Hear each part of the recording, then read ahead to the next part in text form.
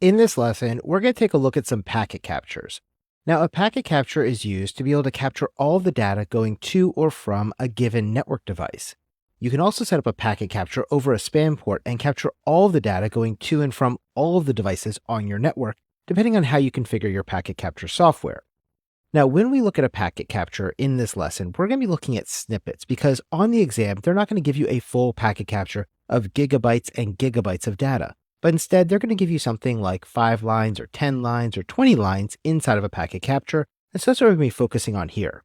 Now, as we go through these 3 packet captures, I'm going to show you 3 different types of attacks that a threat actor might use against your network. Let's take a look at the first one.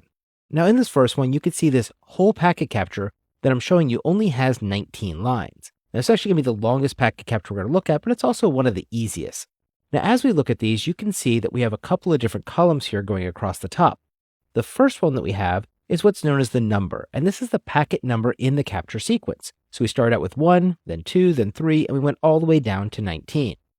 The second column we have is the time. When did this happen? Now you'll notice this isn't actually a date and time like you're used to, but instead it's actually written as the amount of time that has elapsed since we started the packet capture. So it's important to make sure you capture the time you begin your packet capture so you can then coordinate this as you bring this packet capture into your SIEM or other types of incident response systems, so you'll be able to consolidate this and correlate it across all of your different logs and devices, because just knowing that this happened at 0.002 seconds after the ability of us starting this packet capture isn't as helpful if we can't correlate that across all of our systems. The next 2 columns have IP addresses, and you'll see the source and the destination. Essentially, it's our perspective based on the sensor of what the data is coming from and where the data is going to. In this case, we have 2 sample IP addresses being used of 99.88.77.66 as our source, and we're trying to go to our destination, which is 11.22.33.44. Next, you'll see the column for protocol, and this will either be TCP, UDP, or something else. For example, if we're operating at layer 2, you might see things like ARP being used. But since we're here at layer 3 and layer 4, we're going to be talking about TCP and UDP. Next, we have length, and this is how long or how big that packet is, and all of them are only 74 in this case.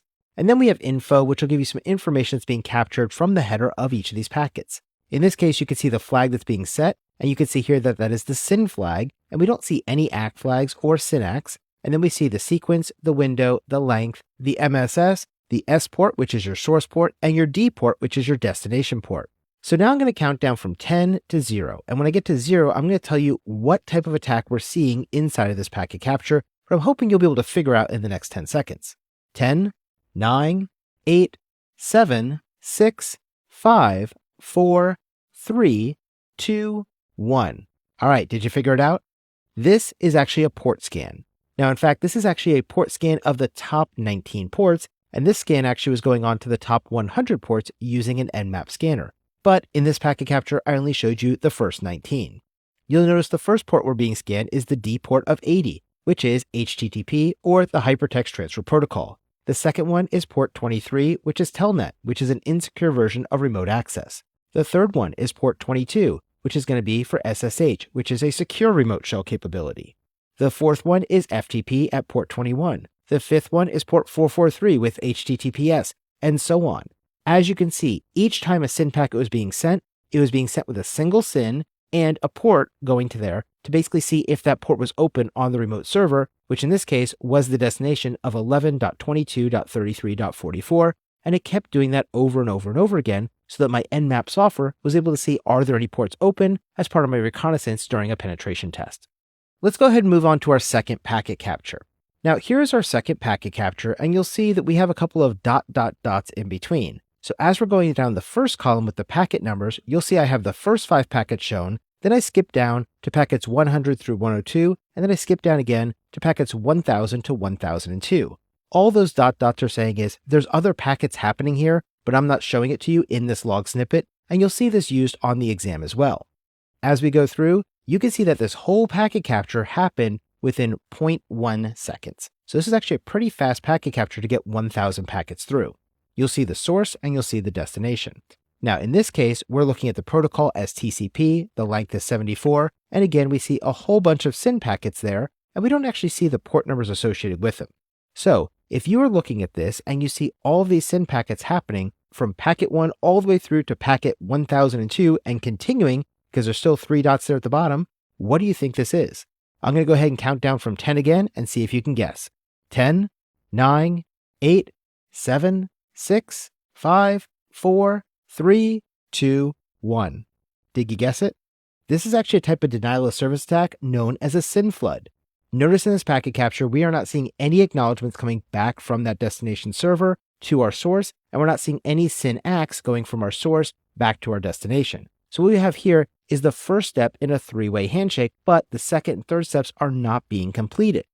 Now, the reason I'm showing you this is because this is another type of attack that you're going to see commonly used in your logs, where an attacker will use a SYN packet as a way to start a half-open connection, and they won't finish the connection. When this happens, it eats up resources on that destination server, and eventually that server can actually crash if there's too many open requests. Let's move on to our third packet capture. Now, our third packet capture actually has over 3,500 packets, but again, I'm only showing you about 10 of them here, and I'm using a bunch of dot dots to be able to hide the fact that there are a bunch of things that are missing. Now, as we go through here, you're going to see it looks very similar to the last one, so you're probably thinking it's some kind of a denial of service attack, and you'd be right. Now, as you look through, one of the differences of this one versus the last packet capture is that we all have the same destination being targeted, but we're using different sources. Notice that the first 1,000 packets were all being used from 192.168.1.101. Now, they were trying to do a SYN flood as a denial of service attack, and it appears that that wasn't successful because the server was still responding. So they started bringing in other hosts as well to start sending traffic. So you'll see that the first one was 192.168.1.101. If we drop down to packet 1500, we can see that the source there is 192.168.1.102. If we go down to packet 2000, we see 192.168.1.103. If we go to 2500, we see 192.168.1.104. And every 500, we're going to another system and using a different IP address. So what this is showing us is this is a distributed denial of service attack where we have multiple systems all going and attacking the same server. Now, in the case of this packet capture, we can see that we had 3,500 packets being sent in about 1.75 seconds from across multiple different IP addresses. And so as we went into something at scale, you might see hundreds or hundreds of thousands of these packets from various IP addresses that are all attacking you as part of a botnet inside of this type of a packet capture. But what we're trying to demonstrate here is the idea that you could see a distributed denial of service attack inside of a packet capture. Now, for the exam, it is possible that you would get a packet capture that has 5, 10, 15, or 20 lines like this. And often, those people who already work in the field look at this and go, I don't have enough information to make a decision. And you're right. In the real world, I wouldn't call this a distributed denial of service attack just by seeing these 10 or 15 lines. But again, you have to ask yourself on the exam, what are they trying to show me in 5 or 10 or 15 lines? And the most obvious thing here would be that we have a distributed denial of service attack because we are doing these half-open connections to eat up resources on the same server, and all of the destinations are the same server IP, but the sources are coming from different places. So this would be a distributed denial of service attack. Whereas when we looked at number 2, all of the sources were one computer, and all of the destination was one server. So that was a regular denial of service attack.